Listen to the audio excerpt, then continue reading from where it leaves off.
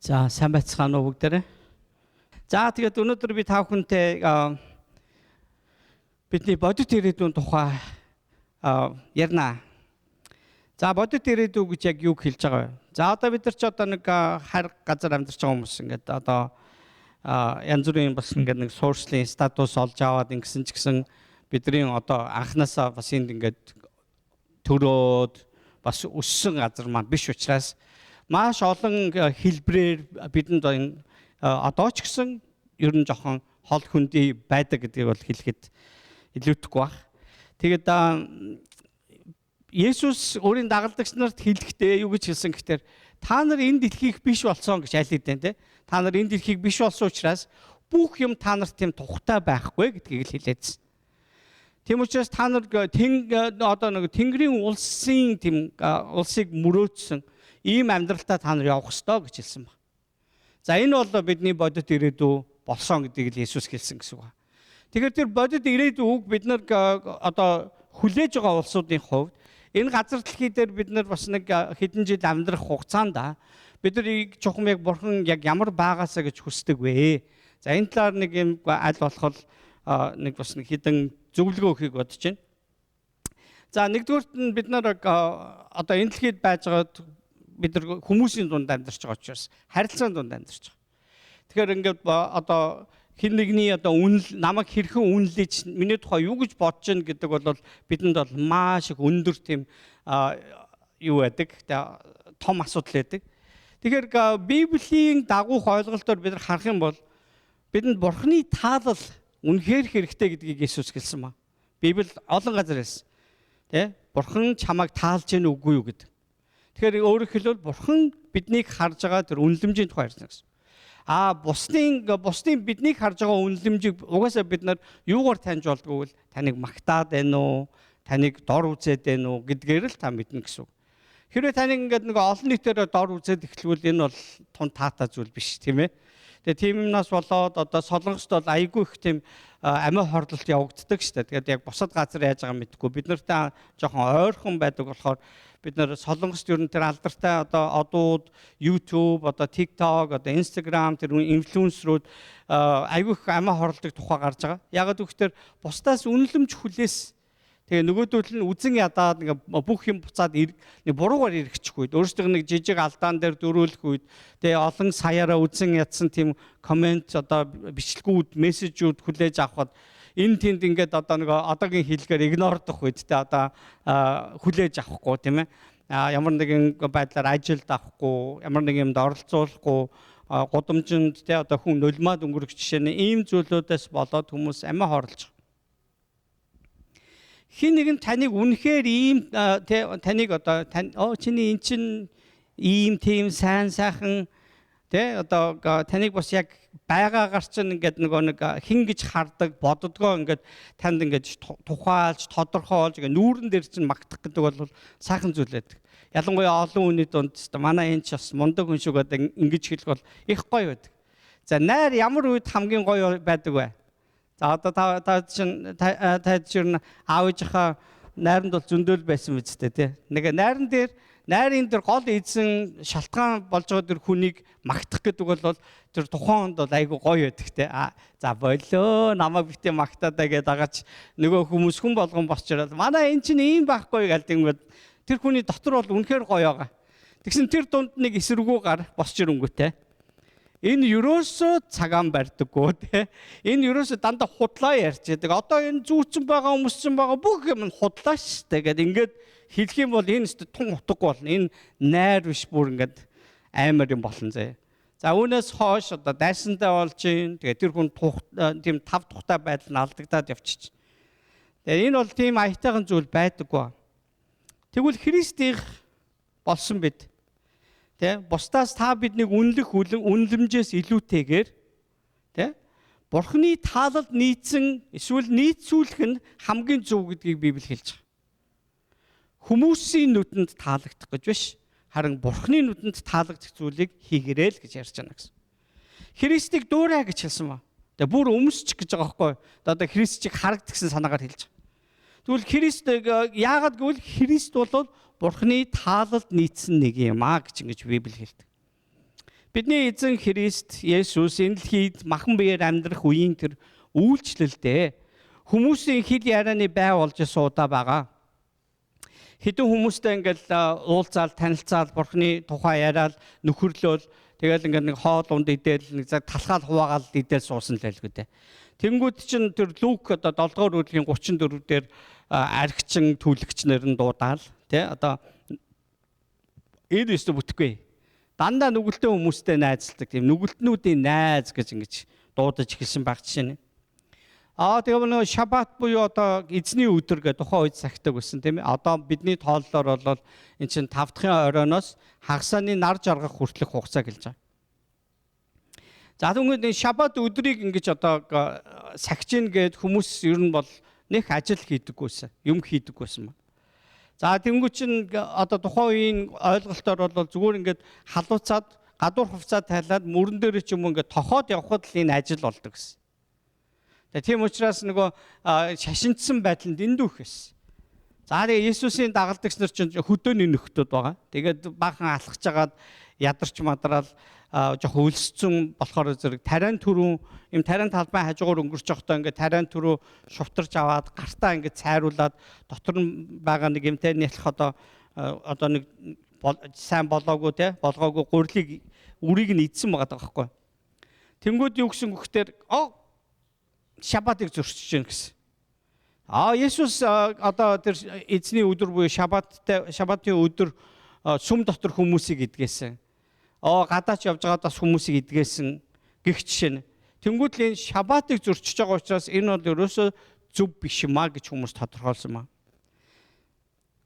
За нэг үе бол бас чуулганы түүхийг харж байхад манай одоо Евангелийн чуулган дотор сүмд явж байгаа явахгүйгээр нь бас хүнийг нүгэлтэй гэж тодорхойлдог байсан үе байгаа.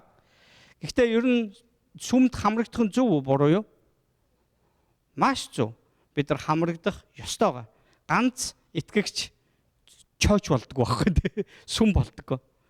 Зүгээр Библи хэлэхдээ ариун сүнс болоо чиний дотор оршдог гэдэг утгаараа чи одоо Бурхны өөрийнхөө ажлыг хүсэл тааллынхаа төлөвлөгөөнийхөө дагуу зүйлийг хийх төр дуган шиг тийм одоо хэрэглүүр болсон гэдгийг ойлгоогүй гэсэн утгаар хэлснийг нь заримдаа хүмүүс мушгаад би ганцаараа ч итгэгч явж болно гэдэг. Гэтэл Христ сүмийн төлөө энэ чуулганы төлөө өөрийгөө өгсөн гэж Библиэлд бүр тодорхой бичсэн байгаа учраас та биднийг нийлүүлээ бүр тэр ч утгаар дийлхий даяар тий яас үндэс тэр арьс өнгөний ялгаа ерөөсөө байхгүй. Христэд итгэдэг л бол бид нар нэг чуулган гэж харж байгаа. Бас Есүсийг худал номлогч гэжсэн. Бид нар Иохны 10 дугаар бүлгийн 37 дээрээс харах юм бол тий одоо Есүс өөрийгөө Бурхны хүү гэж хэлсэн. Тэгээ бүр цаашлах юм бол Ромын эсрэг одоо тэрсэлсэн байна. Сүмийг одоо ингээд нураагаад 3 хоногийн дотор байрна гэсэн энэ сүмийг устгах гэж байгаа гэсэн. Тэгээ бүр цаашлах юм бол энэ одоо чөтгөрүүдийг хөөгд байгаа учраас тэгээд энэ чөтгөрүүдийн тэргүүн тэр Белзебул гэж сүнстэй хүн байна гэж хэлсэн байна. За тэр Белзебул гэдэг нь хаанаас ч гараад ирсэн юм бэ? Гэхдээ Библиэлд ингээ хэлэгдсэн учраас хэлэгцсэн учраас энэ Белзебул гэж нэг юм чөтгөр байна гэж бас бид нар үзэж болно гэсэн. Гэтэл Есүсийг ийм сүнстэй гэж хэлсэн ба. Матай 12 дугаар бүлэг дээр хүртэл гарч байгаа. Гэх мэтлэн Есүсийг нэгээр хил амныхаа бай болгож ямар нэг байдлаар Есүсийг буруутгаж байсан ба. За тэгээ яг бүр Ромын захирагчийн өмнө Есүсийг авчрах үед нөгөө Ромын захирагч одоо Понти Пилат асуудаг шүү дээ. Та нар ямар учраас энэ хүнийг ядлах гэж байгаа гэж асуудаг тийм ямар учраас. Тэгвэл нөгөөдөл чинь зүгээр ингээд нэг юм энэ бүр ер нь л энэ өөрийгөө Бурхны хүү гэж хэлснээс л болж байгаамаа гэсэн дүгнэлтэд хүрсэн байгаа. Тэнгүүд наадах чинь гэмт хэрэг биш шүү дээ. Гэмт хэрэг гэж би үзэхгүй юм байна. Яагаад одоо Понти Пилат тэгэж хэлсэн гэхээр тухайн Ромын хаан Херод Херод шнөө Неро гэд хаан хүртэлтэй өөрийгөө Цэзар хүртэл өөрсдөө бурхан гэд нэрлсэн байсан байхгүй. Өөрсдөө бурхан гэж үздэг. Яг анхны чуулганы үед ингээ хаан болсон тэр Неро гэд Ромын хаан бүр солиороод өөрийгөө бүр ингээ бурхан гэд тэгээ нөгөө бурхан чинь бурханы нулимс одоо бурхан гэд уйлах юм бол тэр нулимсыг нь одоо ингээ аманд нь хийсэн тусаасан ямар ч өвчин итгэнэ гэж итгэдэг өөрөө. За тэгээ тэгж ярьдаг. Тэгээд нөгөөдгөө ингээ алтан савнд нулимсаа хадгалдаг. Тэр нэрод бас ойлгох шалтгаан байдаг л байсан юм шиг байгаа байхгүй үрхээ. Тэгээ ойлгохаараа нөгөө нулимсаа алтан савнд хадгалдаг ус. Тэгээ тийм юм зөндөө үзчихсэн байхгүй юу. Тэгээ өнөө цагт бол бид нар ингээд энэ тэнд өөрийгөө бурхан гэсэн хүмүүс байгаа гэдэг бид нар сонсоод байгаа шүү дээ, тийм ээ. Тэгэхээр энэ бол нэг тийм бас олон улсын шүүхтэр бол нэг тийм том гэмт хэрэг тооцогдохгүй. Өөрийгөө бурханы хүү гэснийхэн төлөө цаазаар авах ялуу гэж. Харин нөгөө яагаад тэд Есүсийг цовдлохыг зөвшөөрсөн гэхтэр нөгөө түүний эсрэг зогсож байгаа хүмүүс бүгдээрээ Есүсийг наадах чинь өөрийгөө нөгөө хаан гэдэг байгаамаа. Бүгдийн хаан гэдэг байгаамаа. Биднэрт Ромын хаан Цезараас өөр хаан байхгүй гэдэг ингээд балиар мушгсан ба. Тэгээ энэс нь болоод одоо Ромын захиргаанд байгаа улсууд дотор өөр нэгэн одоо нэг өөрийгөө бүгдийн хаан гэсэн хүн гараад ирэх гэдэг бол хууль зөрчиж байна. За тийм учраас түүнийг одоо цовдлохоор шийдсэн байна. За хэдий хэсэгтэй одоо хэсэгэн хүмүүс түүнийг ингэж харж шүүж байсан боловч бурхан эцэг нь түүнийг хэн гэж харж байсан бэ гэдгийг Библиэлд бичсэн. За Матай 3 дугаар бүлгийн 17-гийн хавцаа бид нар харах юм бол Есүс баптизм хүртээд Иохан баптистаар баптизм хүртээд гарч ирэх үед түүн дээр Бурхны ариун сүнс тагтаа шувуу шиг үзэгдэн бууж ирэхийг болон Тэнгэрээс нэгэн хөнгөнсөн дуу гарсан. За ингэж хэлэхдээ үгсэн билээ. Хайрт хүмүн энэ билээ. Одоо энэ байгаа юм аа. Тэгээ таалал минь түүнд оршдог гэж. За англи бас зарим үгийн утга нь тэгээ миний таалал түүн дотроос олдсон гэсэн төр утгаар хэлж байгаа. Тэгэхээр өөрөөр хэлбэл Бурхны таалал нийцэх зүйлийг Есүс үйлддэг байсан гэсэн утгатай үгийг хэлж байна гэсэн. За тэгэхээр Библиэлд бид нар Матай номны одоо төгсгөлийн хэсгээр харах юм одоо яг энэ 3 дугаар бүлгийн бүлэг гэдэг ингээд цааш нь унших юм бол Есүсийн тухай хэлэхдээ Лук номон дээр ч бас байгаа. Тэрээр эцгийн болон хүмүүсийн хайрыг татсан нэгэн байжээ гэж ингэж бичсэн байна. Тэгэхээр зөв хүмүүсийн дунд ч гэл асуудал алга. Бүр ингээд хайрын татцуу хүн болж өссөн. Бурхан эцгийн таалал нийцэх зүйлийг үйлдсэн байгаа. За одоо Есүс Христ одоо энэ дэлхийд махан биеэрээ тэр 33 жил байсан байгаа. Махан биеэр 33 жил байсан. Харин сүүлийн 3 жилийг үйлчлэл зориулсан. Тэгвэл тэрнээс өмнөх 30 жилийн тухай Библиэлд нэг олон зүйл дурдаагүй ч тэр 12 настай байхдаа ер нь еврейчүүдийн нэг одоо шашны нэг баяраар Иерусалим руу орохдоо тэр сүмд очиод бүх цагаа тэр сүмд өнгөрөөсөн тухай ба. Тэр ч бодгоо бүр нөгөө Йосеф Майр хоёр нь хүртэлтэй одоо нөгөө өөрсдөө хамт байж байгаа хүмүүстэй явж байгаа байх гэж бодоод нэг өдөр ингээд явцсан байдаг штэ Иерусалимаас гараад. Тэг хөдөөнөөс ирсэн болсон. Гэтэл тэр сүмд үлдсэн ба. За тэгээд сургалаад ингээд ингэж байгаа цаг алдсан. Тэгээ буцаж явсараа нэг өдөр өнгөрөө бүтэн 3 өдрийн дараа Есүсийг сүмээс олсон ба. За ингээд нэг тэр том хотод хүүхдээ алдна гэдэг чинь бол том асуудал шүү дээ, тийм ээ. Тэнгүүд яг ясам дээрээ түүнийг сүмээс олсон ба. Тэгээд ингээд очингууд тэнд байгаа тэр хуулийн багш нар гэж одоо тийм Библийг заадаг, тэр тоорог заадаг хүмүүстэй чөлөөт ярьж ингэж асууж бас хариулж исэн гэж Библиэлд бичсэн ба. Ер нь жоохон католикийн зарим нэг бас нэг тийм одоо нэг юм хийсвэрлсэн түүхэн дээр гэх юм уу Есүсийн асуусан асуултууд эдрэг айгүй тодорхой ингээд гаргаж ирээд тэгж асуусан чи ингэж хариулаад ингэж алмааруулад ийм гайхамшиг үйлдэл эдрэгээ бичсэн байдаг. Харин бидний хэрэгжилж байгаа шинэ гэрэн дээр бол тэр бичигдэг баг. Гэхдээ Есүсийг олсныхоо дараа одоо түүнийг төрүүлсэн их болох Мария асуудаг шүү дээ, тийм ээ. Чи юунд бидний санааг ингэ зовоож байгаа юм бэ? Хэлхийд яа гэм бэ гэдэг ч юм уу нэг тэгсэн юм шиг байгаа. Тэгсэн чинь та нар намайг тэгтлээ ингэж санаа зовон хайх шаардлага байхгүй ш. Би эцгийнхаа хүслийн араас явах ёстой гэдгийг та нар мэдж байгаа шүү дээ гэж ингэж хэлсэн. Тэнгүүд нөгөө тэр үгийг нь Мария зүрх сэтгэлдээ хадгалсан юм а гэж үтсэн байхгүй. Тэгээ энэ нь үнэхээр учиртай хэлсэн байгаа байхгүй тийм. Тэгээ энэ бол бүр ингээд төрсөн цагаас ахуулаад Есүсийн ерөөсө хүсэж байгаа зүйл нь Бурхан эцгийнхээ тааллын араас явна л гэсэн. Библиэл дээр Бурхны таалал гэж яг юу юм бэ гэсэн. Түүний хүслийн араас явна. Тэгвэл Бурхан яг юу хүсдэг? Тэ? Юу хүсдэг? Хэрвээ манай одоо Бурхан биднээс алт мөнгө хүсдэг байсан бол яг. За Бурхан нь жоохон ойртой санхүүгээр муудчихад байгаа. За манай хүмүүстэй одоо миний одоо хүүхдүүд яваад нэг жоохон гайгүй сайхан бизнес хийгээд надад нэг жоохон мөнгө төгрөг цуглуулаараа гэд тэгдэг бол нэг ондоо.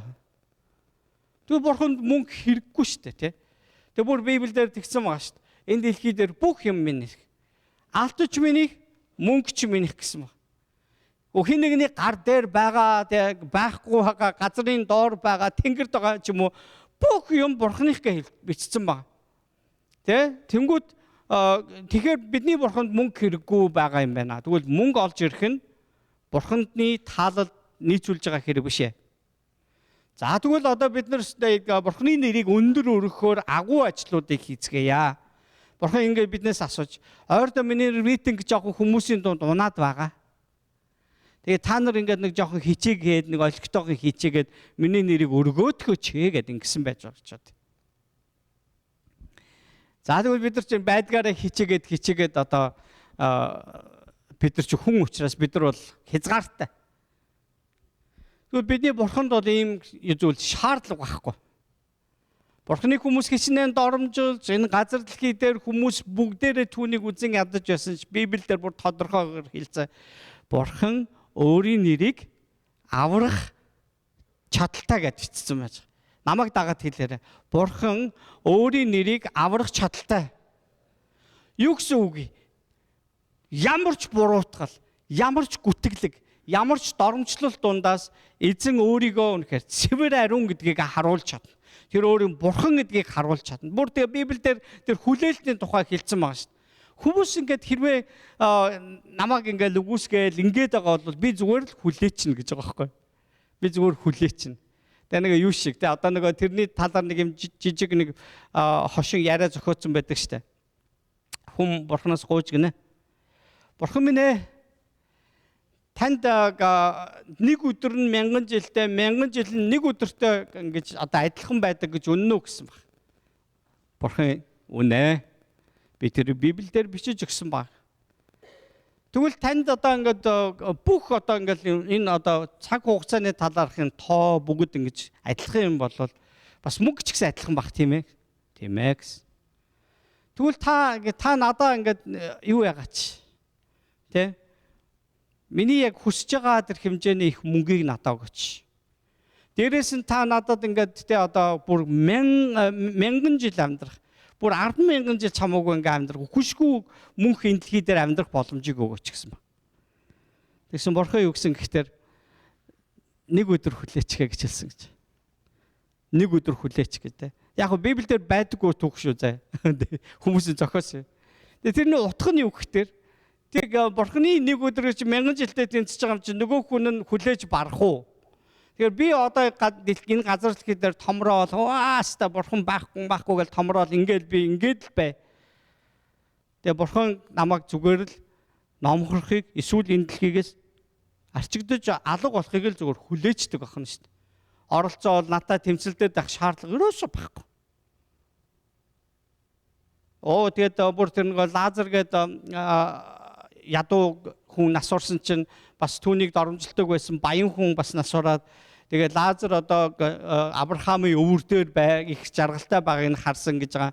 Нөгөөтг чинь юм галтаа нууранд хаягдсан бадарч байгаа. Тэгээд юу гэж хэлдэг вэ гэхээр за ингээд одоо би өнгөрсөн байж манай дүүнер цаан чинь ингээд одоо яг миний араас орж ирнэ. Та ингээд хүсвэл Лазарыг ч юм уу өөр хин нэг ч юм уу явуулаад ингээд тэдэнд ингээд ах чинь тамд байгаад байна. Галтаа нууранд байгаад байна гэд хэлээд анхааруулад өгөөч.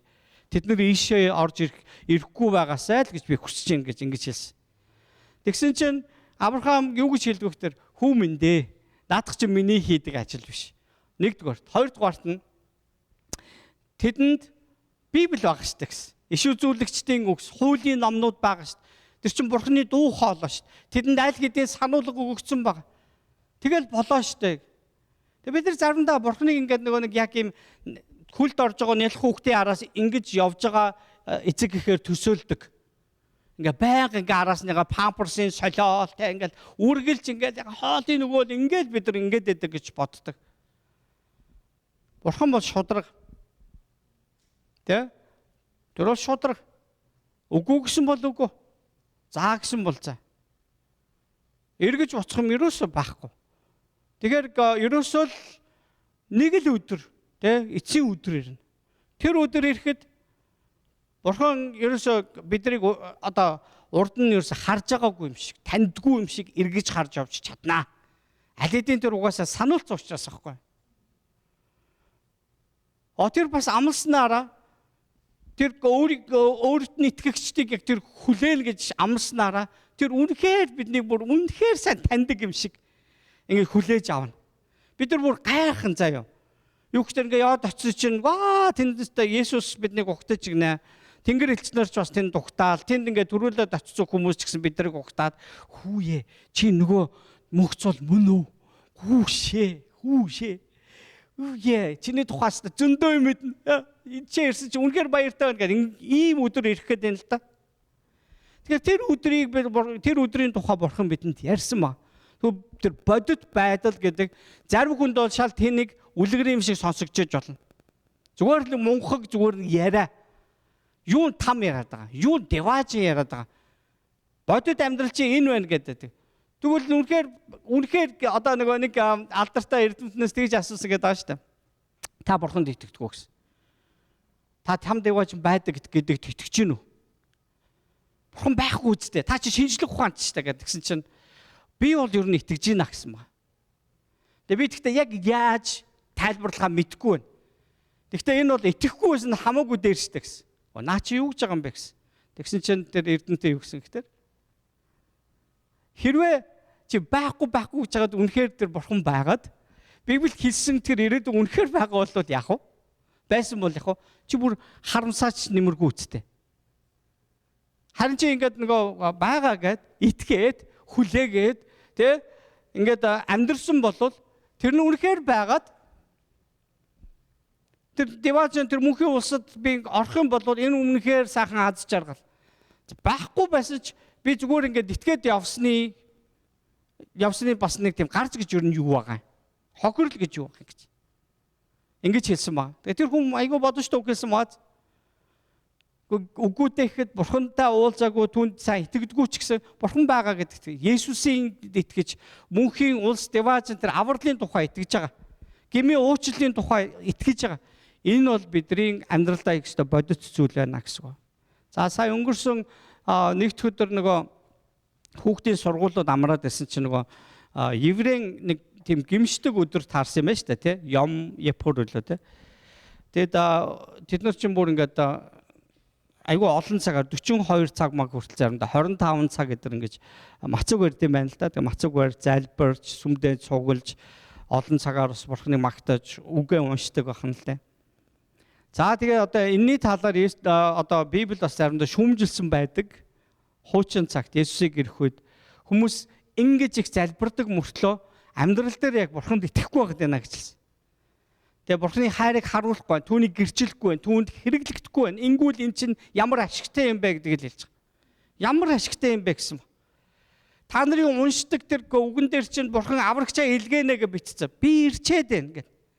Тэнгүү чи биш ээ гэдэг ингээд ддэг байхгүй. Чи биш ээ гэдэг ингээд. Тэр энэний тухай ярьж байгаа. Та нар бодит ирээдүйдээ итгэж гин үү гэдэг асуултыг асууж байна гэсэн үг байна. Бурхан Есүсийг харахтаа хайрт хүмүүний ногоомаа таалал минь түүнд оршдог гэж хэлсэн. Тэрээр эцгийн болон хүмүүсийн хайрыг татсан нэгэн болж өсчээ гэж Библи хэлсэн ба. Бусдын үг энэ орчлон дээр хамгийн үнэн биш ээ.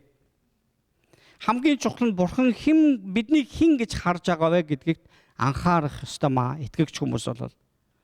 Та биднийг өнөөдөр хэн гэж харж байгаа?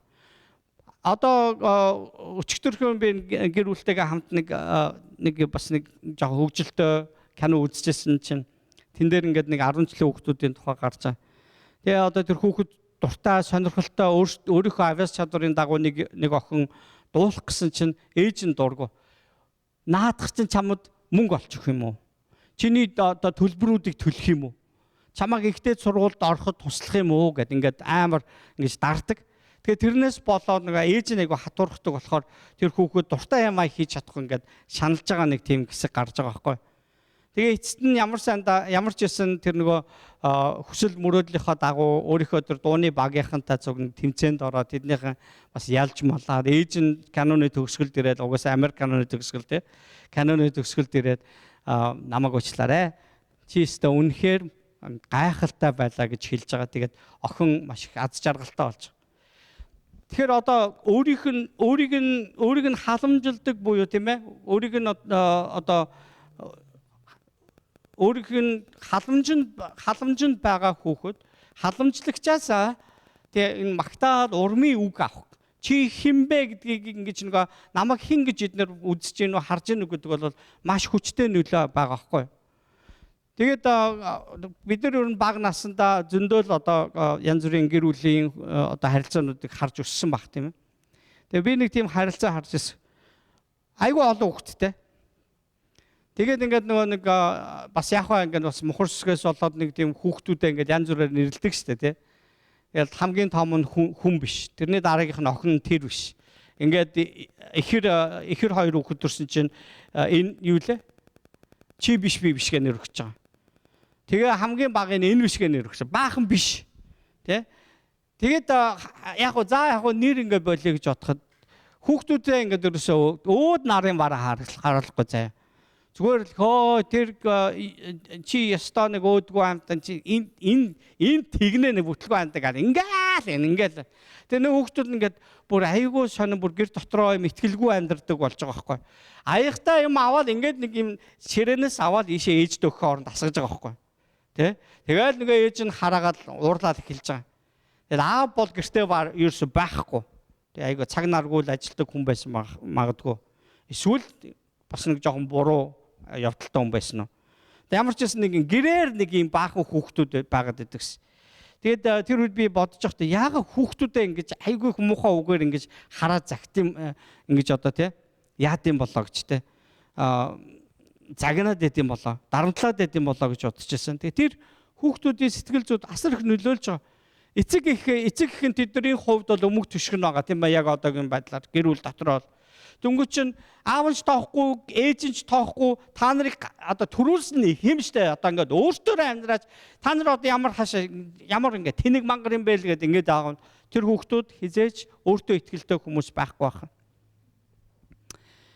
Тэгвэл тэр тусмаа бидэнд энэ амьдралыг өгсөн тэр агваа хүчрэх бурхан бидний эсрэг зогсдог, эсрэг саналтаа биднийг дэмжидэггүй тэр мянга сайж хамаагүй. Бүр 8 тэрбум хамаагүй тэр хүмүүсийн тэр дээгүр үзэл бодлын дээгүр таныг харахтаа миний хайртай хүү би түнд мөнхийн амьдралыг өгч гинэ гэж харж гинэ гэдгийг ойлгох гэдэг чинь та бодит ирээдүйдээрээ очсон байна гэсэн.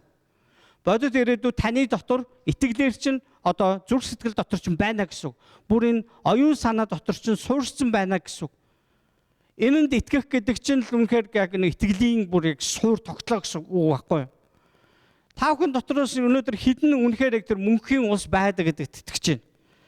Үнэхээр яг бурхан байдаг бид нарыг тийм ээ Христ хожим ирж аваад тэр мөнхийн улсад оруулна гэдэгт үнэхээр итгэж байгаа юу? Энэ өнөөдөр таны хувьд нэг тийм бас нэг боломжтой юм зүйл биш шиг харагдаад байж болно. Энд нэг л өдөр нөмрөх бол нэг л өдөр ирнэ шүү дээ. Тэгэхээр та үүнд бэлэн биш байвал таны дотор бурханы нөгөө хүсэж байгаа тэр таалал олдохгүй бол та тэнд орохгүй л гэсэн үг байхгүй. Тэгвэл энэ таалал гэж яриад байгаа зүйл нь яг юу вэ? Христ бидний төлөө тэр бидний гим нүглийн өрийг төлөөд тэгээд үүнийг нь бурхан эцэг өгүүлж түүнд миний таалал оршиж байна гэж хэлнэ гэдэг чинь тэр бурханы таалал оршиж байгаа Есүс Христэд итгэж байгаа нь бурхан таалагдана гэсэн үг байхгүй юу? Тэгвэл Есүс Христэд итгэх итгэл чинь бүх газарт, бүх цагт, бүх зүйл дээр л байх ёстой байна. Харагдаж явах ёстой. Энэ амтагдж явах ёстой. Бүр ингээд хүмүүст мэдрэгдэж нөлөөлж явах ёстой тухай ярьж байгаа.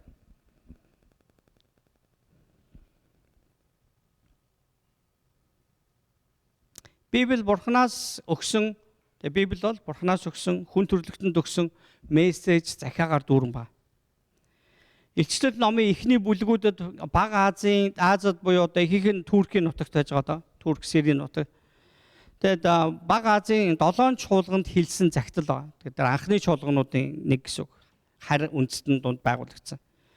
Тэгээд Есүс эзэн тэдний одоо сайныг нь магтсан, саарыг нь хилж өгсөн, тийм ээ? Хүчтэй болон сул дорой байдлыг нь бүр нэг бүрчлэн шулуухан хилж өгсөн ба. Та нар намайг хайрладаг байсан. Харин одоо та нар зүгээр л юм бүлээн болчлоо гэж. Бүлээн ийм одоо хоолыг хүн ингээд идэж чадгүй амнаасаа буцааж гаргадаг шиг би та нарыг тэгж гаргаж хаях болно. Та нар анхны хайраа санахгүй байгаа учраас та нар хэрвээ надаас гуйвал би та нарт нүдийг чинь нээж өгөх, эмчилж өгөх тосыг би өгөхлөө гэж хэлсэн. Тэр тосыг дашрам дэлгэхэд би зарж байгаа шүү. Тэгээ тийм тос байдаг гэсэн бол алдчихж байгаа те одоо. Тэр нь Бурхны үгийн тухай ярьж байгаа те. Бурхны сүнсний тухай ярьж байгаа. За тэгээд тэдэнд юу гэж хэлж байгаа нөхдөр над руу эргэж хэн хүн миний хаанчлалд орно гэсэн үгийг давтан тэдэнд загтал дотроо хэлж өгсөн баг. Над руу эргэж хэн бүхэн миний хаанчлалд орно гэсэн баг.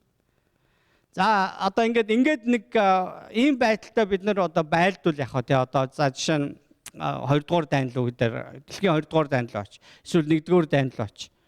За ингээд хоёр тал байлдажсэн чинь нөгөө цэрэгт явах ёстой хүмүүс нь цэрэг байх ёстой хүмүүс нь дарга тий одоо энэ тий ерөнхийлөгчөө таныг дэмжиж байгаа. Ер нь манай тал бол ер нь мундаг шүү тий. Гэхдээ би дайнд орж ингээ өхмөргүй байна гэдэг байгаад байвал энэ бол дайн биш болно тийм ээ. Зүгээр шууд нөгөө дайрч орж ирсэн талд ингээ өөрийгөө өгнөөл гэсэн. Дайн тулгаан гэдэг бол шууд дайтахыг хэлж байгаа. Тулалдахыг хэлж байгаа. Тийм ээ? Тулалдахыг хэлж байгаа. Гэтэл итгэлээр бид нар амьдрах гэдэг чинь эн чинь сүнслэг тулааны тухай ярьж байгаа. Тэ? Муу ёрын сүнсний тэр хаанчлалын эсрэг зогсох тухай ярьж байгаа. Таны амьдрал төдөө бусдын амьдралд энэ дэлхий дээр нүүрлсэн байгаа тэр сатаны хийж байгаа тэр ажлуудын эсрэг зогсохын тухай ярьж байгаа. Энэ бол итгэлийн амьдрал гэдгийг хэлсэн ба. Таныг Бурхан юу гэж хэлж байгаа гэхээр над руу эргэж хэн бүхэн гэдэг нь надтай хамт байгч гэсэн утгаар хэлж байгаа. Тэгэхээр Есүс хаана байгаа юм бэ? Би яаж түүнтэй хамт байх юм бэ гэх үгүй ээ. Есүсийн нэрээр хаана та нар цуглаж ийн би тэнд байх болно гэлцсэн байна шүү дээ. Би өөрийнхөө сүнсээр би тэдэнтэй хамт явах болно гэсэн. Тэгвэл Есүсийн нэрийг өргөж, үүрч, тунхаглаж, тийм ээ, хамтдаа алхаж байгаа тэр газарт Есүс байна гэдгийг хэлсэн байна. За тэгвэл хамгийн нэгдүгээр би та бүхэн өнөөдөр хэлхийг хүссэн зүйл нь юу гэхээр бусад хүмүүсийн таныг хэрхэн үнэлж байгаагаар биш. Бурхны хувьд та хэн бэ гэдэг чинь таны бодит үнэн байгаа. Энэ бол Христ итгэлийн зүйл байгаа. Тэгвэл хоёрдугаарт нь бидний итгэл будлаангүй бас дээрэс нь бурханлаг зориулттай байх ёстой юм аа. Бидний итгэл будлаангүй байх ёстой. Бас бурханлаг зориулттай байх ёстой. Оромддог төдий биш тийм ээ. Каин Абель хоёрын тухай ярьж хахад Абель бол үнэхээр бурханлаг зориулттай хүн байсан. Каин хэдийгээр тэр одоо бурханд итгэдэг хүмүүсийн зүйлсүүдийг хийдэг боловч тэр дотроо хэрцгий нэгэн байсан тийм ээ. Хүн алхаас ихгүй нэгэн байсан. Тэр маш их одоо ингэж өөрийнхөө тэр уур хилэн одоо бусдад таалагдсан байдал нь үнэхээр өндөр байсан. Бусдаас илүү гарах гэсэн тэр эго нь үнэхээр дэндүү их байсан учраас тэр нүгэлд унсан байна. Тэгээд нүгэл үүдэн дээр чинь ингээд нөгөө ингээ гитж байна. Гэхдээ чи түүнийг оруулж болохгүй штэ гэж бурхан захиад байгааг сонсоогүй байдаг тийм ээ. Тэгвэл үнэхээр бас бидний хувьд итгэл маань будлаангүй байх нэг шалтгаан бид нар ариун амьдрах байгаад байдаг. Бид нар ариун зөв амьдрах байгаад байгаа. Энэ дотор би нэг хоёр зүйл ярьж байгаа. Жишээ нь нэгдүгüрт нь одоо Аад нь Мосе 12 миний хүмүүсийг явуул гэж одоо фараонд очиж хэлэх хэрэгтэй болсон ба. Энэ бол маш том зориг байхгүй юу? Тухайн цаг үеийн хамгийн том хаанчлал. Тэр фарао гэж одоо бүр ингээд өөрийгөө бурханд тооцсон хүн сууж байгаа шүү дээ. Йоо тэ. Миний дээр нар л байна. Бусд нь миний доор гэдэг ингээд сууж байгаа юм байж. Тэгэхээр тэр хүн дээр очингуудаа юу гэж хэлэх гээд байна гэхээр манай эзэн хэлэхдээ миний хүмүүсийг явуул гэж хэлж байна гэж. Let my people go гэж хэлнэ гэсэн. Бас одоо ингээ хэд хэд удаа очиж ингэж хэлэх ёстой болсон. Тэгээ ингэхдээ хүртэл миний хүмүүсийг явуулаа гэж бурхан хэлж байна. Надтай хамт зоог бариулахаар явуул гэж ингэж хэлсэн гэж. Ийм мессежийг одоо дамжуулсан ба. Тэгээ өнөөдөр бидний мессеж яг юу вэ?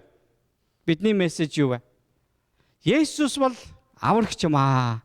Есүсийг хүмүүсийг явуулаарай гэж одоо бид нар бодор сүнсэнд хэлнэ гэсэн үг Тэ? Есүсийг хүмүүсийг явуул. Есүс рүү ирүүл гэж ингэж хэлнэ. Бидний мессеж л яг тийм. Есүс дагалдагч нартай хандаж та нар хожим надтай хамт зоог барих болно гэж хэлсэн ба. Зоог барихаар суух болно гэж ингэж хэлсэн. Даниэл гэдэг ном хуучин гэрээнд байна. Тэгээ Даниэл номч гэсэн тэр үеийнхэнд бас өгөгдсөн захиа байсан. Даниэл 1-р бүлгийн 2 дээрээс харах юм бол нөгөө алдартай Израильч тийм ээ нөгөө Давид Соломоны үед ингэж тэ одоо хүчрхэг болсон. Тэгээ Саул Давид Соломоны үед хүчрхэг байсан. Тэр нөгөө Израилийн хаанд улс хоёр хуваагдсан. Хоёр хуваагдаад хид хідэн сайн муу хаадууд, итгэлтэй итгэлгүй хаадууд гарч овоо явж исэн. Гэтэл нэг өдөр Вавилонд эзлэгдсэн. Вавилон бол тухайн цагийн хамгийн хүчрхэгт хаант улс байсан. 120 тэр одоо овоо гаймаг улс үндэстнийг өөртөө нэгтгсэн байсан гэдэг чинь ямар том улс байсан гэж бодож чинь тийм ээ. За тэгээд Вавилонд эзлэгдэж баг хамаг юмс нь ингээ булаагдаж байсан хэсэг. Тэгээ одоо тэнд чинь ингээд хүмүүсийг олзолж яваа зогсохгүй тэр Вавилоны хаан хүртэл тийм ээ юу яаж байгаа?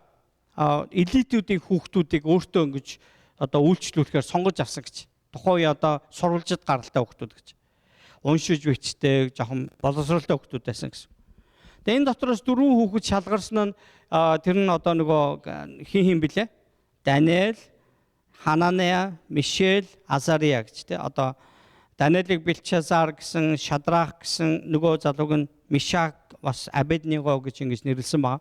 За энэ залуучууд бол еврей залуучууд. Эдгээр бол зүгээр жирийн энгийн ардууд биш. Тэд нар одоо хааны угсааны сурвалжид гаралтай хүмүүсийн хүүхдүүд байсан ба. За боловсролтой ийм хүүхдүүд байсан. За энэ залуучуудыг одоо хаан өөртөө хэрэглэх гээд өөрт нь ингээ үйлчилдэг ийм мэрэгдийн холбоо, сургууль гэх юм уу те. Мэрэгэн хүмүүсийн сургууль. Тэр сургуульд эдгээр 3 жил өгсөн ба. За тэгээд тэр одоо 3 жил тэнд бид нар хамаг одоо Вавилоны түүх, мөнх одоо бүхий шинжлэх ухааны ололт амжилтыг тэд нар суралцдаг гэсэн үг ба. Хажуугаар нь бид нар бас янз бүрийн шашин машины талаарч бас ойлголттой болж байгаа. За ингээд одоо тэр сургалтанд сууж явах үед нь тэднэрт ингээд нөгөө нэг өглөө болгон ингээд одоо хааны одоо шүтээнд ингэж шүтээний өмнө тавиад ингээд одоо баахан адис гордцсон махаар ингээд хооллох хэрэгтэй болсон ба. За магадгүй тэн дотор нь одоо гахаа хүртлээсэн байж магадгүй. Салаад тураатай одоо бити идэрэ гэсэн бурхан тэдэнд тушаасан зүйл байсан байж магадгүй.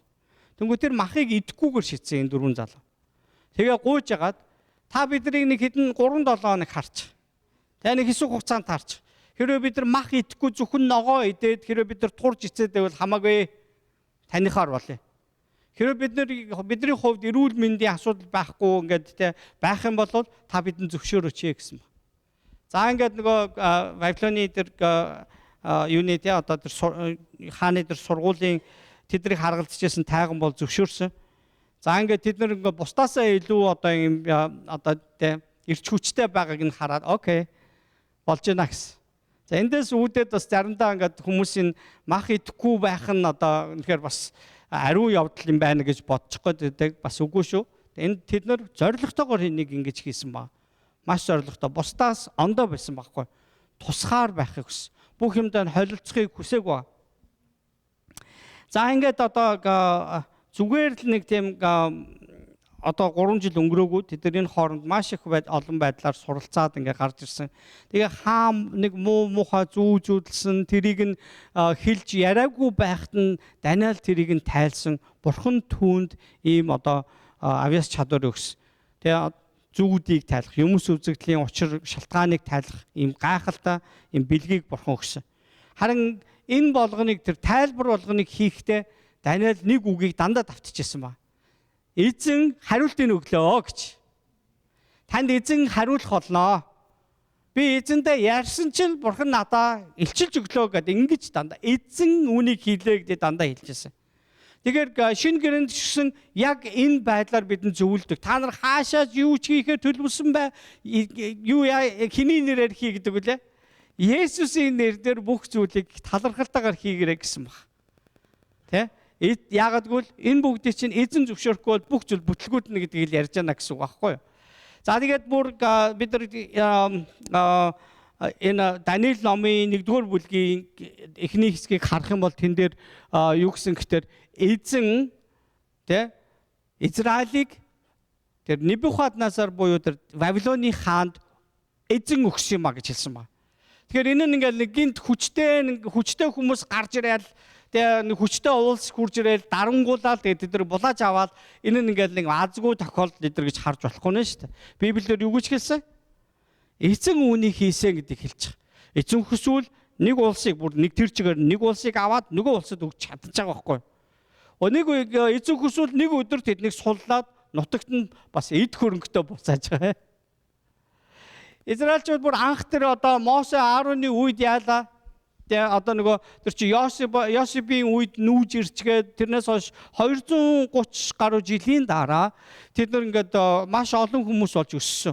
Уг нь бол тэд нар одоо бусдын дарамтанд байгаа хүнд хүчрэг одоо ажил эрхэлж байгаа ийм хүмүүс чинь юу өсөх байтгаа бүр дороотох ёстой юм биш үү? Харин эзэн тэднийг бүр илүү өсгөж үржүүлсэн байна.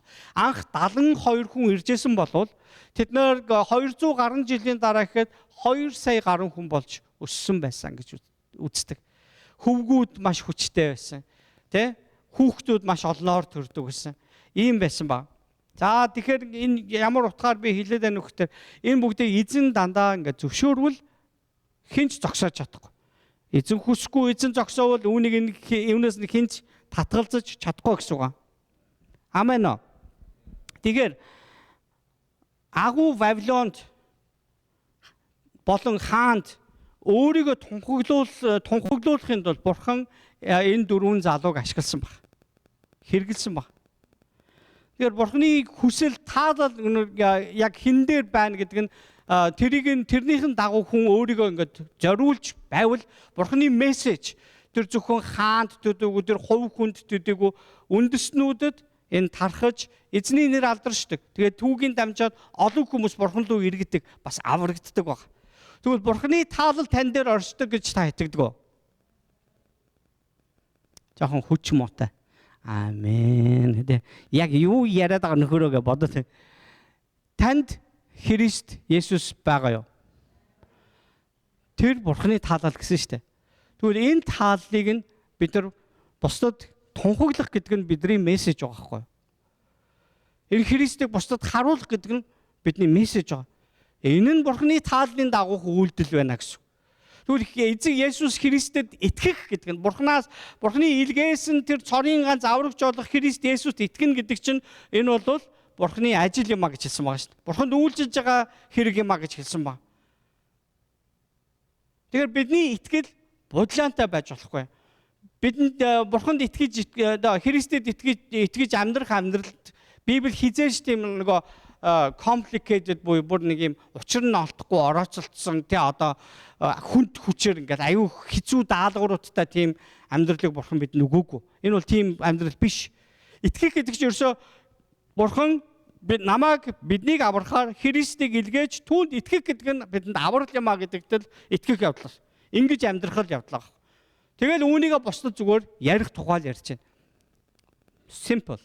Зүгээр маш энгийн ойлголт юм жаа. Заримдаа бид нар үүнийг амар хүндрүүлээл те ингэж амьдрах ёстой, тэгжиж амьдрах ёстой гэх ингэ бүр өөрийгөө зовоож гүцдэг штэ. Үгүй ээ, тийм зүйлийг ерөөсөө хүсээгүй. Анхны чуулганы итгэгчнэр тийм байсан гэж бодож байна. Үгүй штэ. Тэд нар чинь бүр ингээд Есүс удахгүй ирэх нь гэж амьдэрсэн шүү дээ. Тийм учраас тэд нар ерөөсөө байшаасаа худалдаж авдаг цаг шээ.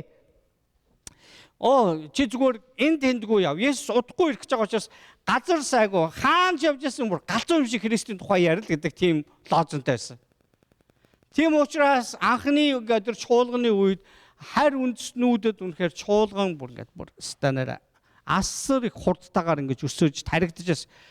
Өнгөрсөн энэ 2000 гаруй жилийн хугацаанд ямар ч хаан, ямар ч цэргийн хүчин, ямар ч одоо террористууд, ямар ч одоо хорон санаатнууд энийг зогсоож чадаагүй.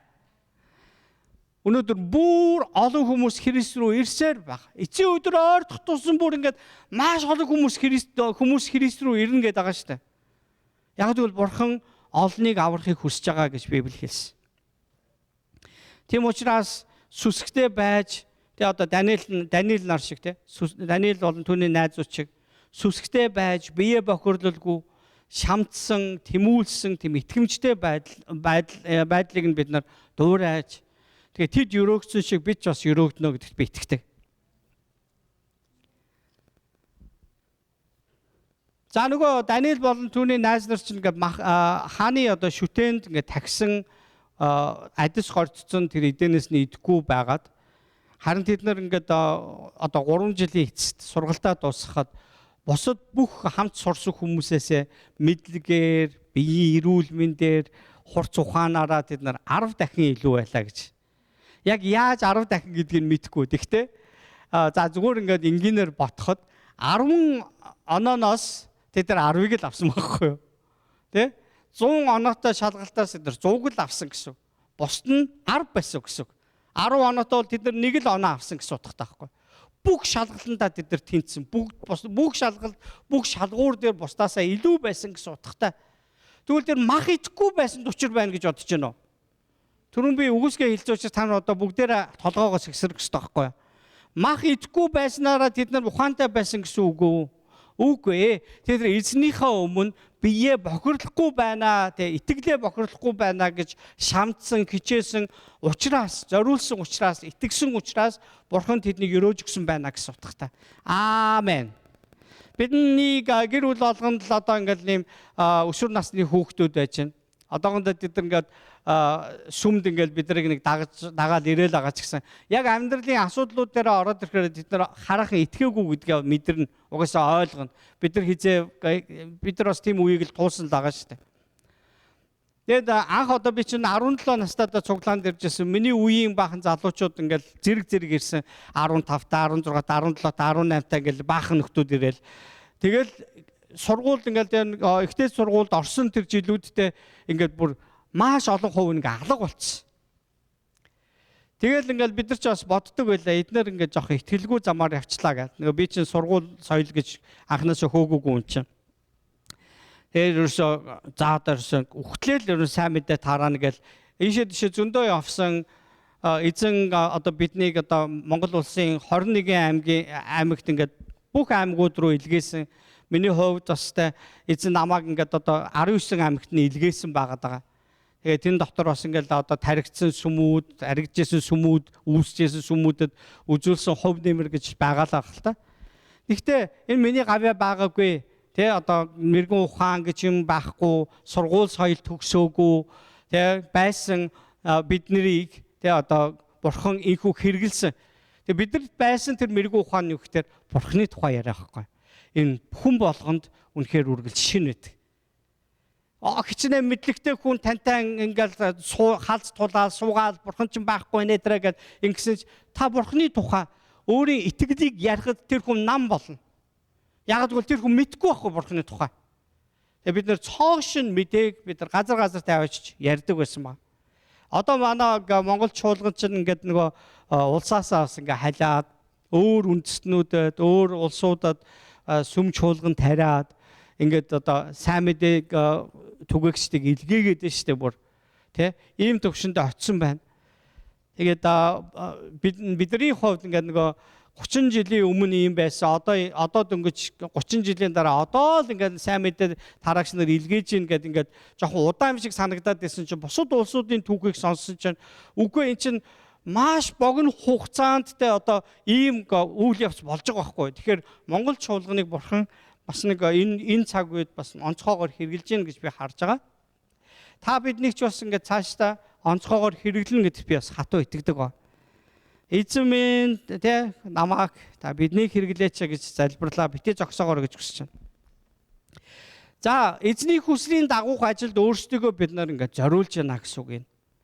Тэгээ хайрт аваачигдсан одоо тэр Даниэл болон тэр залуучуудын хувьд нөхцөл байдлаас шалтгаалan гуниж гомдож суух биш тийм ээ. Харин эзний ажилд оролцоход нь тий оролцохдоо тэд нар ингээд тэн дээр даам гарах шаар даруй байхыг сонгож исэн баг. Тэгээ энэ бол үнэхээр гайхалтай үлгэр жишээ болж үлдсэн. Бэд нь за эхлээд би юу гэхээр бидний одоо итгэл бол бодлиангүй байх ёстой. Барин бурханлаг зориулттай байх ёстой гэсэн бол үүн дотор нэгдүгээрт нь би одоо бид нар өөрсдийн биеийг ингээд тий бурханд зориулах ёстой. Тий өөрсдийн биеийг зориулах ёстой. Өөрсдийгөө зориулах ёстой. Итгэлээ тунхаглах ёстой. Тэгээд эндээс би одоо Мосе, Аарон болон Даниэлийн найзуудын тухай жишээ ярьсан. Энэ бүгдийг эзэн сэдсэн, эзэн хүсэж байгаа үүнд бид нэр өөрсдөө өгөх ёстой маа. Тэгвэл бид нь одоо тэд өөрсдөө зовоох замыг сонгож байгаа нь энэ үнэхээр яг чин зориулт байгаа байхгүй. Хааны идэж уудаг, эдэнээс татгалзах гэдэг нь юу гэсэн утгатай? Тав тухтай, аюулгүй байдал тэр болгон бидний хаанчлалын үйлсэд бэлтгээд байдаггүй маа.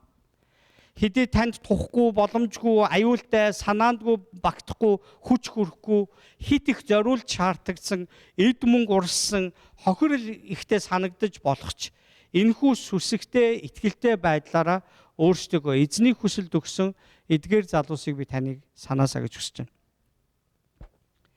Тухтай байдал, өөрсөндөө ингээд тухтай байдал үүсгэх гэдэг бол бидний бурхны хүсэл рүү тэр болгон чиглүүлж чадахгүй гэсэн. Таны амьдралд ямар нэгэн тухгүй юм гараад ирж байгаа бол бид нар энийг хоёр янзаар ойлгох хэрэгтэй. Нэгдүгээрт нь бурхан намайг ямар нэг зүйл рүү чиглүүлж бас анхааруулахыг хүсэж байна гэж бид нар асуулт тавих хэрэгтэй. Хоёрдугаарт нь бурхан надад одоо уурлаж байна, надад гомдож байна, надад хилгэнэж байна гэж бид нар хүлээж авах хэрэгтэй. Амьдрал чинь тухгүй зүйл би ямар нэгэн буруу юм гэдэг байгаа байхгүй юу? Би буруу байгаад байгаа учраас тэ намайг бурхан нудраад авч яана гэсэн үг байхгүй юу? Жинхэнэ ташуур болвол ингээ бурханаас ирэх ташуур бол бид нар түүнд амьд үлдэж чадахгүй шүү дээ. Тэгэхээр зүгээр нэг явраад авахт нь бид нар яавигаал станараа ингээл амьдрал бадрлаа биш байхгүй юу? Бид нар өөрсөндөө хоёр асуулт тавих хэрэгтэй.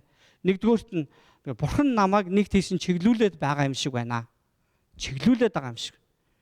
Одоо энэ Америк руу ирэх шийдвэр чинь бас надад бол одоо уянгаа бид хоёрын хувьд бол нэг тийм амар амархан нэг сайхан санагдсан шийдвэр байсан гэж би бодохгүй байгаа. Тухайн үед ингээд бид хоёр соёлоо өөр үйлчлэл хийдэг гэсэн. Надаа нэг өөр боломж байсан байхгүй юу? Би Англи руу явах гэжсэн шүү дээ. Дараа нь би Солонгос сургуулаа дуусгаад тэгээд Монгол дахь тэр нөгөө Магдалины үйлчлэл нэлээд энэ том болгох тийм мөрөөдөл надад байсан. Багын мөрөөдөл. Бүр залуу байхдаа л мөрөөдөжсэн тэр багтаага би уулзсан. Солонгосын нэг алдартай үйлчлэгч бүр ингээд би амьд байхдаа чиний бүх юмыг би хангаж өгье. Чи хоол хунд одоо эд хөрөнгө юу гэдэг бүгдэнтэй битээ санаа зов. Сургалтын төлбөр бүгдийг чинь хангадаг гэсэн. Гой санагч байгааз. Айгуу гой боломж авахгүй. Англид очих юм байна. 2 жил дараа нь Солонгос төгсөх юм байна. Тэгээд ингээд буцаад Монголдо ирээд тэгээд тэр чинь их том үйлчлэл байсан. Тэгээ сая ингээд Монголд нөгөө нэг юуны Магдалины фестивалд очисон чинь бас тэнд ингээд жоохон би зүсийн нэг хальт таньдаг юм залуучууд ирээл ярьжлаа л да. Тэр үйлчлэл ингээд байхгүй болцсон шүү дээ. Тэгээд байгаа байхгүй юу. Тэгээд бид нар сар болгон ингээл яадаг гэсэн дуус CD ингээл гаргадаг гэсэн. Бидний бас айгүй олон дуулдаг дуунуудыг чинь бас дууны найруулга, орчуулга одоо бүр ингээд нооттой ном гардаг. Тэр үйлчлэл одоо байхгүй байхгүй юу. Тэгээ одоо тэр үйлчлэл илүү гой санагдаад миний одоо бүр дуртай бидний манай учраас урлагийн хүн учраас бидний хийж чадах зүйл байсан хэдэж бурхан ийшээгээ ингээд одоо чиглүүлээд байгаа юм байна гэдгийг ойлгосон ба. Гэхдээ Америк руу бол жоохон баталгаагүй байсан. Би урд нь ирээд энэ ч бас нэг 5-6 сар байж байгаа бутсан учраас ойлгоод байгаа байхгүй. Очоод нөгөө виз мисэн бүтэхгүй бол яах вэ? Тэ? Очоод ингээд нөгөө тэнд ингээд санснаар болохгүй бол яах вэ? Бүх юм ингээд нэг юм тав тухгүй харагдаадсан. Тэгээд эцэст нь бурханы өмнө суусан. За виз ихлэ гарсангүй. Жил гарan шахуу хүлээлээ. За ингээд одоо залбиралдаа ямар сэдв оруулж ирсэн гэхдээ бурхан минь Америк руу явах гэсэн чинь нэг юм тухгүй байгаа. Тэгээд одоо виз гарахгүй ингээ хоошлогдоод удаад тэгээд тэр хооронд чи хийсэн ажил байхгүй би тэр чинь бадарч байгаа юм чи. Хурмаар хүмүүсээс ингээ явах гэж байгаа юм чи бэлгээ мөнгө өгч гэдээсэн чи нөгөө мөнгөөр нь амьдраа сүултээ хэдэн сарын дотор нөгөө мөнгө нь дууслаа. Сүултээ ингээ нэг гомын иддэг ажилтаа боллоо. Ямар тух байгаа юм бэ энд чи. Тэгээд энэ Америк руу явах нь зөв юм уугүй юу гэсэн асуултанд ирж штэ. Асуугаал байлаа. Өглөө босоод хоёлаа гоншгоноол уйлна. Эзэн минь ээ Давид нэг чиглүүлж ийн үгүй юу те. Юу болж байна л гэдэг. Харин эцэст нь бурхан яг юун дээр аваадсан бэ гэхтэр би чамд дуудлага өгснөг чи санаж байна уу? Би чамайг ийш нь дуудчихна.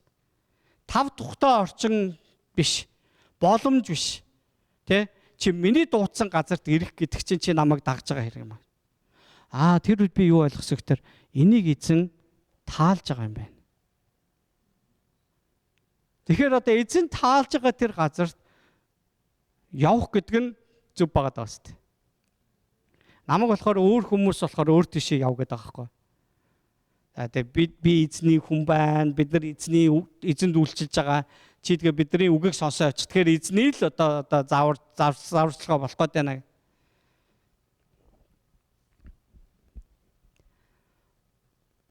Тэгээ 5 тухтай байдал нэх их том боломжууд тэр болгон эзний хүслийн дагуу байдаггүй.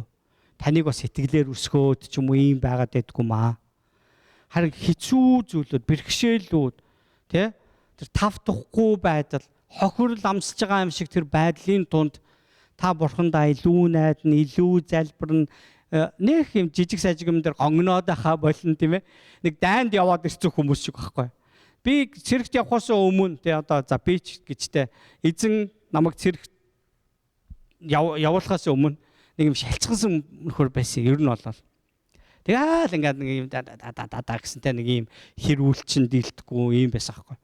Цэрэгт ингээд нэг жил байгаад тэг буцаад ирэхэд нэг манай найзууд одоо ингээд сүмийнхэн хүртэл чи бол нэг өөр болцсон. Нэг бол чи айгу муу болчоод ирсэн, муучаад ирсэн. Нэг бол чи айгу сайн болсон баха гэж бодсон. Тэгээ айл нь болсон л доо. Жохон хатуу болоод ирсэн бах.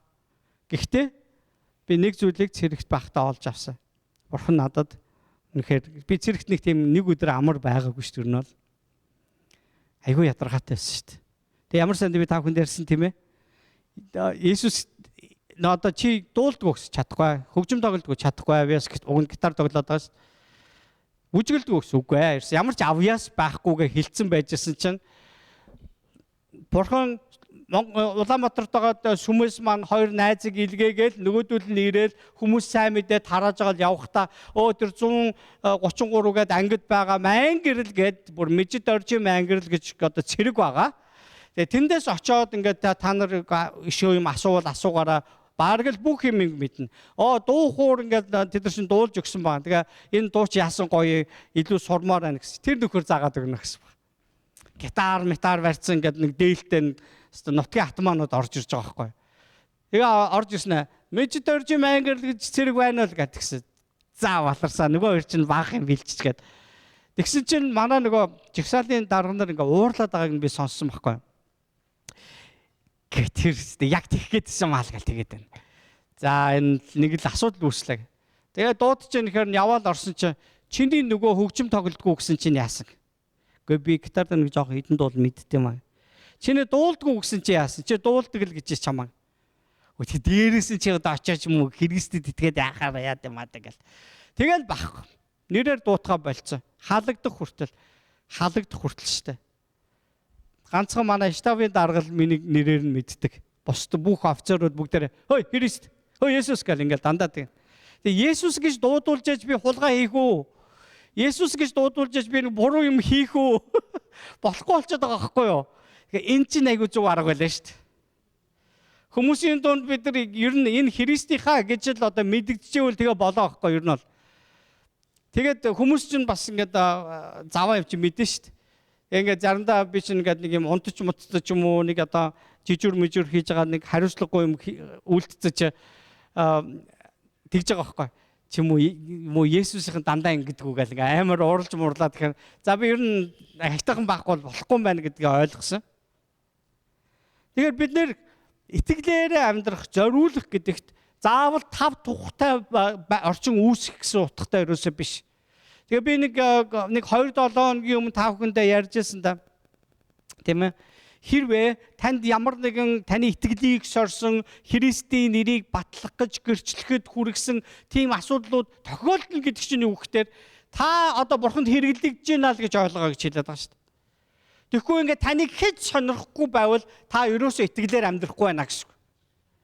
Та итгэлээ бусдад харуулахгүй байна гэсэн үг. Хэд таныг сонирхгүй. Өөш чи сүмд явдаг гэлүүгээд асууж ийн гэдэг чинь тэр багхгүй тийм ээ. Өнгөрсөн 7 хоногт ингээ яагаад ч манай сургууль дээр ингээ нөгөө бичээгүй аримд нь янз бүрийн юмнууд нь ингээ асуудалтай болцсон тийм гадна дотны баахан оюутнууд ингээ миний өрөөрөө орж ирлээ. Миний тийм болохоо ачаад гэдэг ингээ. Тэгээ би ингээ эхлээд яахгүй ингээ нөгөө ингээ Непал ингээ оюутнууд орж ирэл баах юм яриад ингээ тэгэхээр би эхлээд за би чи ингэчүүл яад тэгчүүл яад гэж. Сүүлдээ би нөгөө төлөөс асууж эхэлсэн. Би итгэгч хүн байгаа маа би залбирч өгөхөө гэдэг.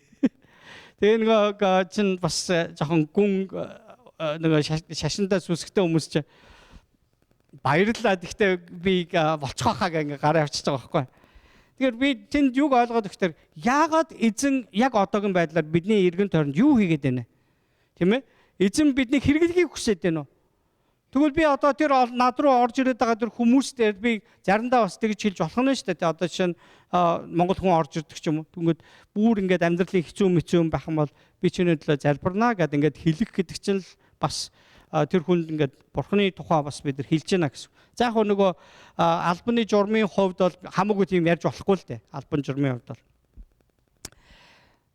За тэгвэл би одоо төгсгөлийн хэсэг рүү орж ирж.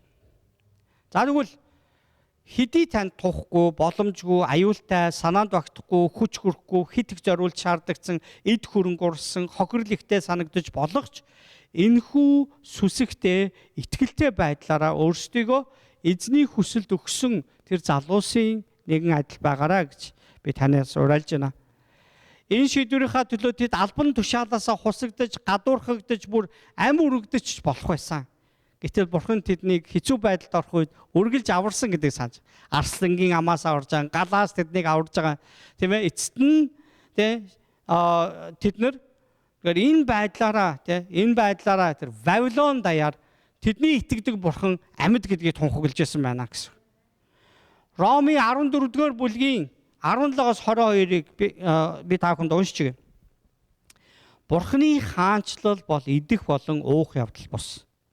Харин ариун сүнсд орох, зөвхт байдал, амар тайван хийгээд баяр баясгалан юм а. Христэд ийхүү үйлчлдэг хүн бурхан таалагдаж хүмүүсээр сайшаагдана. Тиймд амар тайвныг тогтоодог болон бие биенээ босгон байгуулдаг зүйлсийг мушгицгоё. Идэх юмнаас болж бурханы ажлыг бүү нураа. Нөгөө 5 тухын тухай ярьж шин тийм ээ. Үнэн дээр бүх юм цэвэр аж. Харин бусдад бүдрүүлэг болж идэх нь хүний хувьд муу юм агч. За энд одоо нэг юм зөрчил гарсан. Одоо нөгөө Даниэл шиг тийм ээ одоо бүх тэр одоо улсуудын өөр шашинтай улсуудад өөрсдийнхөө одоо манай буддистуудын дотор ч гэсэн бас тийм байгаа шүү дээ. Тийм ээ. Одоо юугаа идэх гэж байгаа хоол унсны ундаа ингээд бурхандаа тагчхаад шүтээндээ тагчхаад хоол унд иддэг гэсэн. Тэгэхээр энэ яг энэ цаг үеийн тэр одоо 2000 жилийн өмнөх тэр махны одоо ченжүүд одоо тэр хүнсний одоо тэр одоо 8-ачд яадаг гэсэн гэхээр өглөө нь босоод өөрсдөө шүтээнд тэр одоо зарах гэж байгаа бүх зүйлүүдээ ингээд дахиж адис гортчоод тэгээд зээл дээр зах зээл дээр очиод тэгээд тэд нар үүнийг зардаг гэсэн. Тэгэхээр зарим итгэгчнэр энэнд нь ингээд нөгөө жоохон түүртэж гэлсэн асуудал үүсч гэлсэн. Эднэр шүтээндээ энийгээ даатгах учраас тэрнээс нь идэхтэр бид нар одоо шүтээнд мөргсөн болчихж байгаа маа. Энэ буруу штэ гэсэн маа. Тэгсэн зарим нь гээ бүх л идэх юм ингээ бурхнаас ирж байгаа. Есүс хүртэл хэлсэн штэ. Хүний амаар орсон зүйл гидсэн дотор ороод арилд юм чин гэж. Харин хүний дотроос гардаг тэр зүйлтэй амьдралыг нь хүртэл бузралдаг гэж хэлсэн. Энийг сандгал болоо штэ. За хоорондоо ингээ маргалцсан ба. Тэгсэн Паул юу гэж загч нөхдөр эзний ажлыг нураахгүй тулд та нар те хэрвээ хэн нэгэн жоохон эмзэг ханддаг бол нэрээ чиний зөв юм байна. хоёлоо ямар махан унтсан биш. Шүтэн дөргөөгүй мах олоод идчихээл та гэж хэлж болно шүү дээ гэж байгаа байхгүй. Тэгээ харин зүгээр энээсээ болоод сүм дотроо хагарл үүсгээд нэг үзэн ятдаг хүнтэй болгоод нөгөө хүн нь хүнийг уучлахгүйгээс болоод харилцаандаа гарсан асуудлаасаа болоод зовлонтой байснаас Бурхны нэрийг алдаршуулахын тулд нөгөө хүнийг бити бүдрүүлэр гэсэн. За ингээд мах идэхгүй, дар суухгүй, эсвэл ах дүү чинь бүдэрдэг ямар нэгэн донтдог ямар нэгэн зүйлийг үйлдэхгүй байх нь сайн байна гэсэн баг. Одоо нэг итгэгч хүмүүс цуг суучаад ингээд өөл яхаа. За Ариука зүгээр л уучаач тий. Ариука би юу уудаггүй шүү. Би дар суухыг бол нэг зүг гэж боддгоо. Юу сүртэй. Амруу ороод гизэн дотор ороод арилжих хэвээр. Ингээд шахаатай үл энэ бол итгэгч хүний хийх ёстой зүйл биш гэж байна. Тийм утгатай. Ер нь л бусдыг өдөөхгүй бай гэсэн санаа. Та өөртөө байгаа итгэлээ Бурхны өмнө өөрийнхөө хувьд л байлга. Зөвшөөрдөг зүйлдээ өөрийгөө ялалдгүй хүн нь ерөөлтэй юм а гэж хэлсэн баг. За одоо бид нар заримдаа ингээд нэг ариун сүнсний бэлэг авьяас эсвэл ариун сүнсний хүслийг сонсох одоо иш үзүүлгийн үгэнд итгэх барихтай одоо энэ тал дээр ингээд хүн болгон ерөөсө бүх цаг үедээ хүн болгон янз бүрийн өөр бодолтой байж ирсэн. Үндсэндээ хоёр багтдаг. Энэ худлаа баг. За эн чинь үнэн шүү дээ. Тэгээд ингээд ирчихсэн. Гэхдээ энэ бол хүмүүсийн дунд бүр заавал байдаг зүйл байгаа. Хүмүүсийн хардаг өнцөг ондоо байхгүй юу? Тэнгүүд нөгөө нэг одоо энэ тал дээр илүү ингэж итгэх бас илүү их өргөлт өгдөг тийм тал нь болохоор зэрэг нөгөө хэсгийг гүй Ариука чи хэрвээ чи ингээд энэнд итгэхгүй бол чи итгэгч биш гэдээ дайраад байвал Бурхны ажлыг нурааж яана гэсэн. Түүнд байгаа итгэлийг Бурханд итгэдэг итгэлийг нь Бурхантайгаа харилцдаг харилцааг нь би тэр чигээр нь би үгүйсгэж яана гэсэн үг байхгүй юу? Чи ерөөсөө итгэгч биш байна гэж хэлээд. Чи ерөөсөө ариун сүнсгүй байна гэж хэлээ. Энээс болж Бурхны ажил нурах ёсгүй гэж. Бидний маргалдах ёстой талбар юу вэ? Христийг маань доромжилж байвал Христийг маань эрийг гутааж байгаа зүйл байвал тэн дээр бид нар тунхагаа хэлэх ёстой. Бидний эзэн бол амьд оршигч. Тэр бол биднийг аврахаар ирсэн тэр цорын ганц аврагч. Тэр бол Христ гэдэг бид нар тунхаглах нь бидний ажил байгаа байхгүй юу? Түүнээс нэг жижиг сажиг зүйлийг ингээд эргэн тойронд Библиэлд гарч байгаа зүйлийн талаар өөрсдийнхөө хардаг өнцгөөс болж ингээд маргалдах нь Бурхны ажил биш ээ гэж хэлж байна. Бурхан энийг таалдаггүй маа. Тийм учраас Паул олон удаа хэлсэн. Христ нь ганц юм аа гэж хэлсэн маа. Христ хуваагддаггүй маа гэсэн маа. Христ хоёрт нүртэй биш ээ. Тэр өөрөө оршигч түүнийг ерөөсө та нар итгэлээрээ хүлээж авч түүнийг бидний төлөө хийсэн зүйлийн үн цэнийг бити алдагдуулаарай гэсэн байна. Ром 15-ийн 1-ээс 2-ыг та бүхэнд уншиж байна. Хүчтэй бид өөрсдөө таацуулалгүй. Хүчгүйхээ сул дорой байдлыг үүрэх ёстой. Бид бүгд хөршөө босгон байгуулах сайн сайхны төлөө түүнд таацуулъя гэж хэлсэн байна.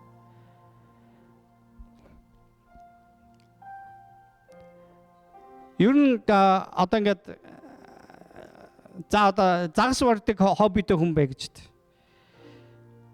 Тэр тийм хоббиг хүнд бол энэ жоохон утгагүй хобби явах те. Юу нь гоё байгаа юм. Анаготга аалтан найр нь юу нь гоё байгаа ингээл. Энэ зүгээр л эмоцтой хүмүүсийн хийдэг ажил. Гэхдээ ингээд байвал явах те. Тэгээ ийм нэг жижиг сажиг юм хөөдгөө би энэ хүнээс хамаагүй дээргээ бодоод ихтэх юм бол би бодлаантай болж байна гэсэн. Миний үд нь толгой жоохон бодлаантай болчлоо гэсэн. Гэтэл бидний хараа яг ямар үе, бидний итгэл яг ямар үед бодлаангүй байдаг вэ гэхээр Бурхан нөгөө загас барьдаг хүнийг маань яг яаж харж байгаа вэ гэдэг дээр төвлөрөх ёстой байхгүй би. Энэ хүнд хайртай гэдэг дээр нь би төвлөрөх ёстой байхгүй. Бурханы хувьд энэ хүн нь яг Бурхан энэ хүнийг ингэж л бүтээсэн юм байна. Тэгж хүлээж авах хэрэгтэй болно гэсэн. Тэгэх юм бол ерөөсө бидний бодол санаа янз бүрийн бодлоонтой байдал орохгүй. Одоо ингээд манай хүүхдийн одоо хөл өмгийн тэмцээн болно. Баг нь янз. Өөр өөрсдөө гэсэн авьяас чадвартай. Зарим хүүхд бол арай удаа юм а те. Энэ ч гүйж тоглолтог юм шүү дээ те. Тэгээ жоохон ингээ хүнд бийтэй яг удаан тийм байл. Гэхдээ яг өөр дөр нь тулаад ирж байгаа тэр үүргээ айгуу сайн гүйцэлдүүлж байгаа. Тэгээд жоох хурд нэмчүүлгээ бодоод ингээ хажуунаас нь шүүгээд хажууд нь сууж байгаа аав ээж нар тэгээд ингэж ойрлоо л байгаа. Тэгээд тэднийх ор болохгүй л дээ. Тэ бүгд ижлэгэн байж чадахгүй шүү дээ. Бүгд тэр одоо тэнд тоглоод байгаа од хүүхдүүд чиг байж чадахгүй байхгүй. Харин энэ хүүхэд өөрт нь яг өөрт нь тулаад ирэхэд тэр чадвартай байж чадчихна уу? Бас ухаантай юм сэрэг тоглож чадчихна уу гэдэг нь айгүй чухал. Тэг яг үнэндээ бол хөлөн мөгчин бас яг хожигдохдоо нэг тийм чухал биш юм байлээ шүү дээ. Тэр баг яг тэ цуг нэг ойлгож чадчихна уу гэдэг нь амар чухал байгаа гэсэн. Тэгээ одоо нэг тэр хүүхдүүдийг харж байгаа. Хүүхдүүд болохоор тэгж байгаа. Жохон өсвөр насны хүүхдүүд байвал яах бол чамаас болоо баг хожигчлоо гэдэг дараа нь хэрэлдэж магадгүй те. Тэгсэн одоо эн чинь 9-10 настай хүүхдүүд байгаа учраас ерөөсөө тэхгүй.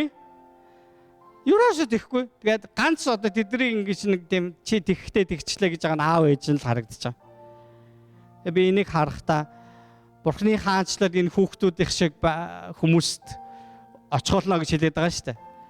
Тэгээ бид нар нэг ингэхээр байгаагаар нь хүлээж авдаг. Алдаа оноог нь бид нар ойлгодог байх хэрэгтэй. За яг жоохон алдчихаал үсттэй. Гэхдээ яах вэ? Доглоод үсттэй. Бүдрээл үсттэй. Ингээ ойлгоод бид нар хүлээж аваад харин бид нар тэр хүний сул талыг бид нар өөрсөндөө байгаа давуу талаараа нөхөж чадж гин үгүй юу гэдэг чинь эн чинь нэв нэгдлийн тухай ярьж байгаа. Эн чинь нэг биеийн тухай ярьж байна гэсэн. Миний баруун гар нэлээд дээрдэж байгаа баруун мөр. Одоо тэгээд дандаа бүх юм ашгүй баруун гараараа хийжсэн үндэл энэ асуудалтай байгаа байхгүй юусэн. Гэхдээ бүр хамаагүй дээр болж байгаа. Энэ хооронд миний зүүн гарын булч айгүй нэмэгцэн. Тэгээ та нарт харуулахгүй. Заримдаа ямар нэг зүйл сул болоход нөгөө талд Бурхан тэг хүчрхэгжүүлж байдаг гэдгийг бүгдээрээ санаа. Амен. Хүлээж байгаагүй цаг хугацаа хүсээгүй нөхцөл байдлыг ойлгож тосож авахд хэцүүж эзэн ямар учиртай бидэнд зөвшөөрснийг эхнээс нь дуустал бүрэн ойлгож чадахгүй байсан ч түүний төгс төлөвлөгөө хүч чадал мэрэгэн ухаанд би таныг итгээрэй гэж хүсэж байна. Эдгээр дөрвөн залуу шиг итгэлээр сүсэгтэйгээр шамдаж сургаалт 21-р сургаалт үгс 21-р бүлгийн 25-д гардаг шиг ирээдүгэ энэ нэмсэглэлээр угтаараа гэж хүсэж байна. Тэр хамтдаа нэг цанга унших уу. Мэргэний герт эрдэнэс тос тэргүүтэн үлдэвч мулгуу хүн тэдгэрийг үрж барах. Зүвт байдал хайр инэрлийг мөшгөөс ам зөвтгөл алдрыг олох. Мэргэн хүн хүчтнүүдийн хотыг авиран дайрдаг нөгөөдөлийн найдаж асан хэрмийг тэр нураадаа гэж хэлсэн тийм ээ. За тэгээд нөгөө 31-р бүлэг дээр 30 дугаар бүлэг дээр гарч байгаа тэр итгэлтэй хүмүүсийн тухай тэр зааврууд дээр итгэдэг тухай ямар ч цаг үед итгэдэг бас зогсолтгүйгээр ажилсаг байдаг тухай ярьж байгаа. За би та бүхнийг залах уу гэж ерөөсөө хэлээгүй шүү заяа. Бүгд ор урны амьдралынхаа төлөө явж байгаа. Харин одоо бидний амьдарч байгаа энэ газарт үнэхээр яг сэргээлт өөрчлөлт ирээсэ гэж хүсэж байгаа бол бид одоо жоохон итгэлээрээ ажиллах хэрэгтэй л байна. Жохон л ажиллах болж байгаа шүү дээ. Хүн болгонд ор урны. Бурхны тухайг ярьдаг байсан чинь зогссон байгаа бол та бүр мартагдсан байгаа бол энийгээ та босдод одоо ярьж эхлэв. Тийм ээ? Ярьж эхлэв. Бид нар чинь Бурхны тухай ярихгүй байх гэдэг чинь ямар учиртай гэхээр Бурхан амьдрал чинь юу ч хийхгүй байгаа л учраас ярих юм байхгүй байна л гэж харагдана шүү дээ. Бурхан таны амьдралд ажилласаар байгаа юу? Тэгвэл түүнийг ярихаа битээ зогсоогоорой л гэж хүсэж байна. Аамен. Бурхан бидэнд өнөөдөр амьдрах цаг хугацаа бидэнд өгсөн байгаа бол бид бол тэр чигээрээ Бурханы мессеж байж байхаар бид нар амьд үлдсэн гэсэн үг байна. Эзний дуудах тэр цаг тэр өдрийг хүртэл бүгдээрээ түүний мессеж байж бүгдээрээ амьдрцгаая. Тэр хин нэгэнд би чамд хайртай гэж танаар хэлүүлэх гэж байгаа бол түүнийг нь хэлээрэй гэж хүсэж байна. Та хин нэгэн үнэхээр Бурхан амьд гэдгийг хэлэх ёстой болоод түүнийг хэлээрэй. Хин нэгэнд би чамайг уучлаж байна гэдэг үг тэр мессеж нь болохоор та дуудагдсан бол та түүнийг нь хэлээрэй гэж хүсэж байна. Тийм ээ?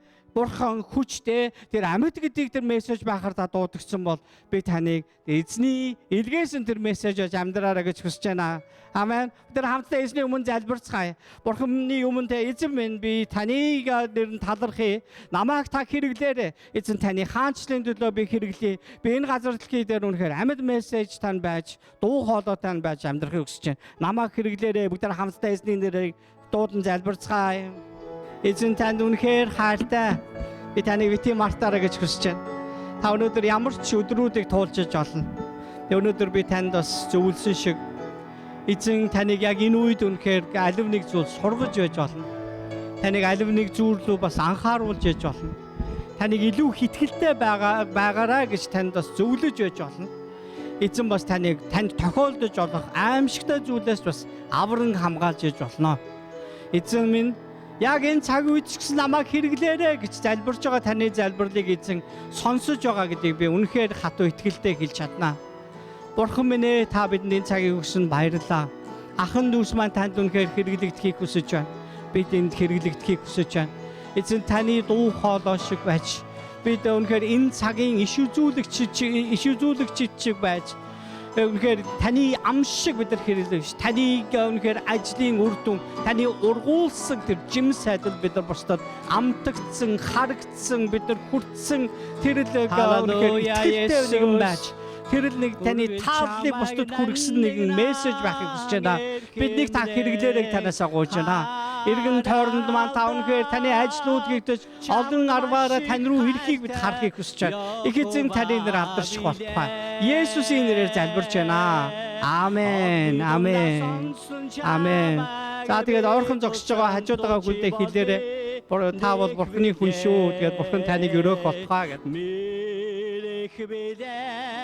Би болчихны эзэгё үргэл чамайг нандинаг эрхэмлэн харалдаг чамд маш их хайртай Йехова билээ.